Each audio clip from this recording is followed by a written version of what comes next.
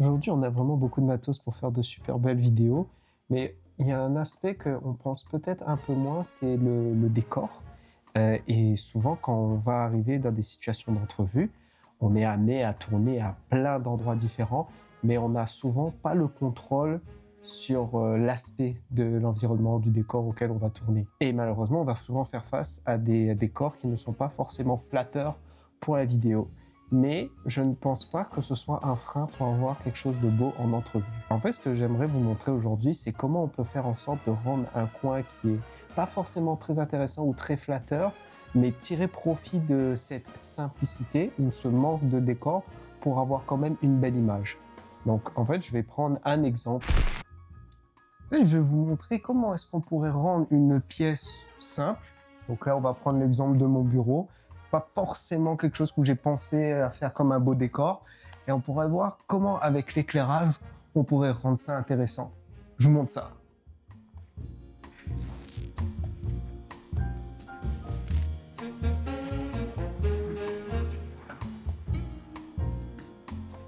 On va commencer par le placement de la caméra. Souvent, quand on regarde un peu l'espace, le but qu'on a envie d'avoir pour une belle vidéo, c'est de ressentir de la profondeur. C'est ce qui va donner un petit peu une dimension un peu plus grande à la pièce, qui va vous permettre en fait de vous concentrer plus sur le sujet lors de l'entrevue. Par exemple, là, au niveau du placement, vous voyez que c'est plat en fait. Tout est écrasé, parce que là, on a collé comme notre siège au niveau du mur, et c'est pas vraiment intéressant. Ça peut être difficile justement quand on a des espaces très restreints. Donc là, on va juste placer la caméra au niveau d'un angle et l'éloigner un petit peu et ça va nous permettre d'avoir un peu plus de dimension dans le plan. Je vous montre ça très vite. Hop. On va essayer d'enlever les petits trucs qui nous gênent, qui va nous servir pour après.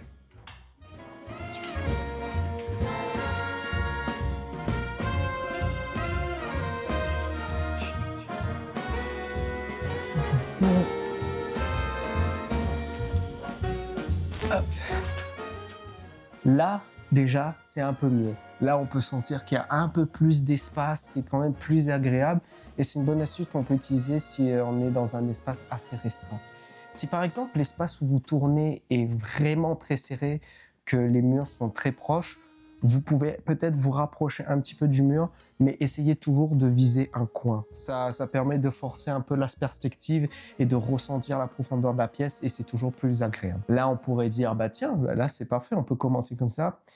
Mais vous me connaissez, je vais pas m'arrêter à là. Comme on voit, on a un peu l'éclairage de base de la pièce et bon, malheureusement, on n'a pas le contrôle et souvent c'est peu flatteur pour un visage. Parce que là, on a comme un gros spot, ça vous fait comme des grosses ombres qui sont pas forcément très agréables sur le visage. Donc on va commencer juste avec un éclairage principal qui va nous permettre de séparer le sujet de l'arrière-plan. Mais avant de se concentrer un peu sur le sujet, il faut regarder un petit peu comment l'espace est un peu éclairé. Donc on voit que ici c'est un petit peu surexposé. Ce qu'on pourrait faire, c'est faire en sorte d'exposer d'abord pour le lieu. Ça vous permettrait d'avoir comme une base neutre qui vous permet ensuite de pouvoir mettre les bons niveaux au niveau de votre éclairage. Première étape, on va éteindre la lumière principale et exposer correctement pour l'environnement.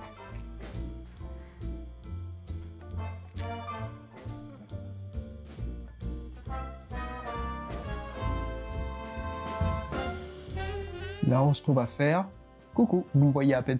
Là, ce qu'on va faire, c'est qu'on va essayer de jouer un petit peu avec notre filtre ND pour pouvoir ramener un petit peu de détails un peu dans le fond.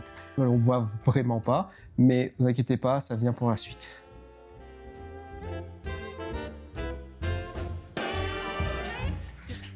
C'est marrant, je sais pas si l'autofocus aura un petit peu de mal, mais c'est sûr vu qu'il fait sombre. Mais voilà, là déjà, là vous ne voyez pas évidemment, mais on a un niveau un peu plus raisonnable pour l'exposition. Là on est sûr qu'on évite d'avoir l'influence de la lumière d'en haut qui est pas agréable. Mais maintenant, on va passer ensuite à l'éclairage principal pour le sujet.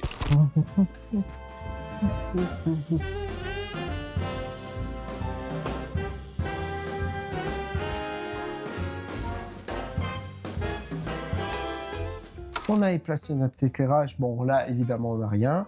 Et si on ajoute ça, bam, on ressort directement. Donc là, ce que j'ai fait, c'est que j'ai placé donc mon éclairage principal. Je suis allé sur un look sombre par rapport à l'environnement. Ça peut être très intéressant si vous faites des entrevues où il y a pas mal d'émotions, de drames. On voit ça souvent dans beaucoup de documentaires Netflix qui sont sortis ces dernières années.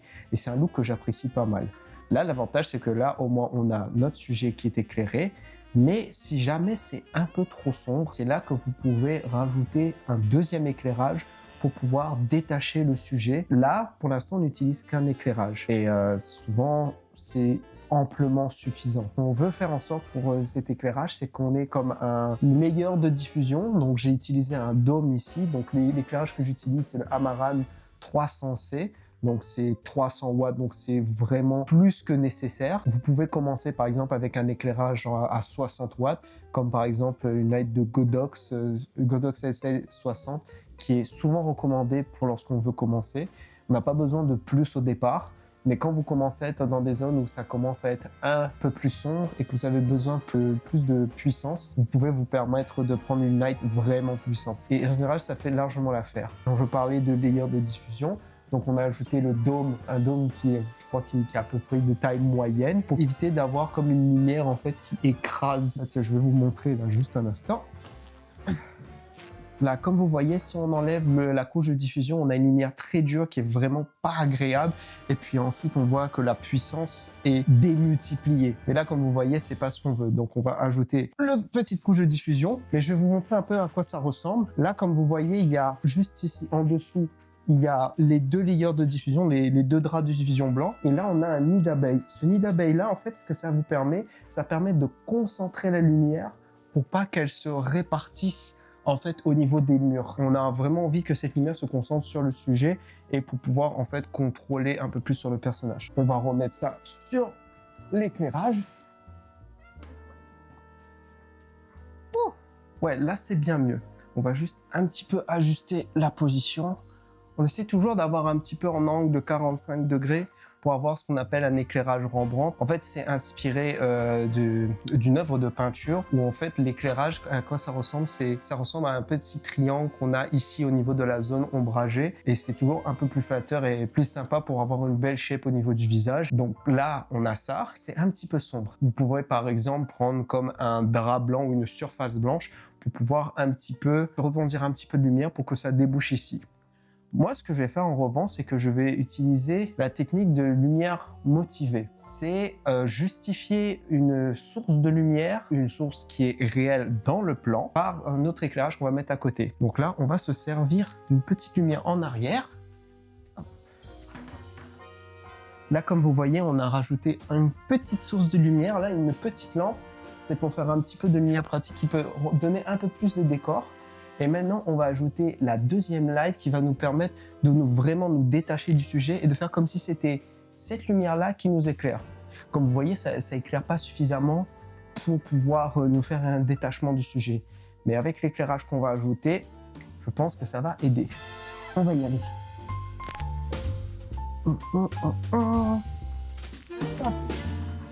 On va prendre cet éclairage-là. Hop. Ok, j'arrive à l'instant, je vais vous montrer un petit peu l'éclairage, comment ça se passe. Ok, donc là, l'éclairage qu'on va utiliser, ça va être toujours dans la même marque Amaran, c'est le 150C. On va pas mettre une lumière avec une source de diffusion, on veut avoir une source qui est vraiment plus serrée pour avoir un détachement plus marqué. Donc là, ce que j'ai mis sur cette lumière-là, j'ai mis un accessoire de spotlight, un truc d'attachement. Je vous montre ça tout de suite. En gros, ça se présente un peu comme ça. Bon, vu l'éclairage, ça se voit pas trop. Mais en gros, c'est comme une espèce de faisceau qui permet de concentrer encore plus la lumière. Et ce qu'on peut faire ici, c'est qu'on a des petites pales, en fait, qui nous permettent de concentrer notre faisceau lumineux. Mais on va pas l'utiliser pour ça, on va juste faire en sorte d'utiliser pour le serrer. On peut utiliser, par exemple, un accessoire, ça s'appelle un accessoire Fresnel. Donc, ça permet de vraiment concentrer encore plus, c'est vrai, exprès pour pouvoir concentrer là. Mais comme j'ai pas cet accessoire, je vais utiliser ça ici. Et on peut utiliser aussi cet accessoire pour mettre des gobos. En fait, c'est comme des disques avec des formes comme des faux grillages ou des lumières comme si ça venait d'une forêt ou ce genre d'etc. C'est comme si on mettait une espèce de papier calque et en fait, ça bouche la lumière et la lumière traverse que dans la zone où c'est découpé. C'est un peu comme ça que ça fonctionne. Mais là, on va l'utiliser pour concentrer. Donc, on va installer tout ça.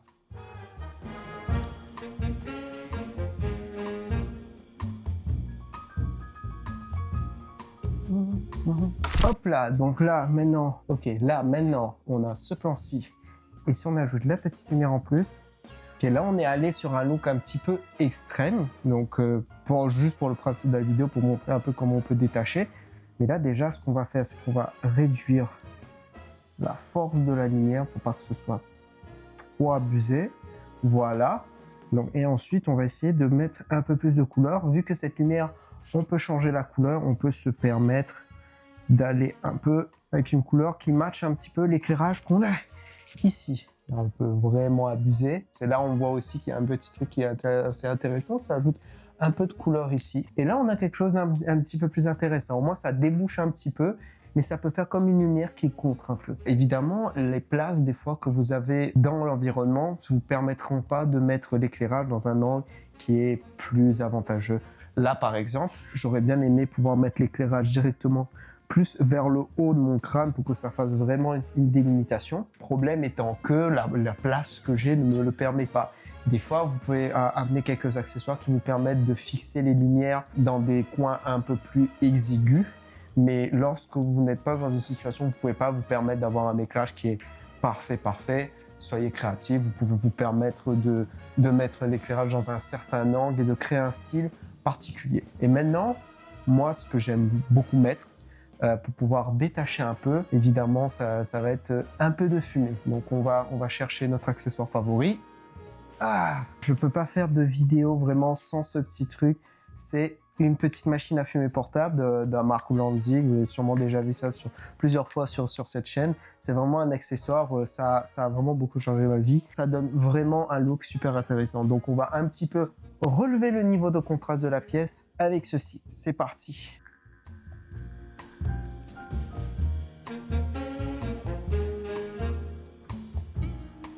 Et hop là, on diffuse un petit peu plus. Là, le but, c'est pas d'avoir un nuage de fumée, mais juste un peu, juste pour pouvoir remonter un peu le niveau. Et voilà, on a quelque chose d'un peu plus fini. Et bah, je pense que ça peut être ça pendant cette vidéo. Comme vous voyez, en fait, le coin où vous êtes ne peut pas forcément être un énorme frein. Évidemment, c'est sûr que si vous avez un plus beau décor, c'est toujours plus agréable. Je le dis pas. Vous allez voir que bah, malheureusement, on est souvent dans des situations où on doit faire avec les moyens du bord. Donc comme vous voyez, juste avec 2 sources d'éclairage, une petite lumière que vous pouvez par exemple amener vous-même sur le tournage, vous pouvez vous prendre comme une petite source de lumière comme ici pour pouvoir habiller la scène, juste trouver de quoi brancher et puis vous êtes bon. Ou même sur batterie si vous n'avez vraiment pas le choix. Là avec le LED, vous voyez, ça fait comme une espèce de petite lueur au niveau de la fenêtre, ce qui est quand même assez intéressant. Donc là, on va faire comme un petit avant-après pour voir qu'est-ce qu'on avait au départ et qu'est-ce qu'on a à la fin. Donc voilà, j'espère que cette petite courte vidéo pour montrer comment vous pouvez rendre un endroit intéressant en entrevue avec la lumière, ça vous a plu. Donc j'ai essayé de reproduire un peu une situation qu'on peut retrouver souvent en entrevue, que ce soit la contrainte d'espace, la contrainte de temps ou de décor. Et j'espère que ça vous a aidé. Et puis si jamais vous voulez un peu suivre l'aventure de la chaîne, dans l'aventure en vidéo, bah, vous pouvez vous abonner, vous connaissez la chanson, le like, le partage, la cloche. Et puis, bah, écoutez, on se retrouve pour de prochaines aventures. Salut!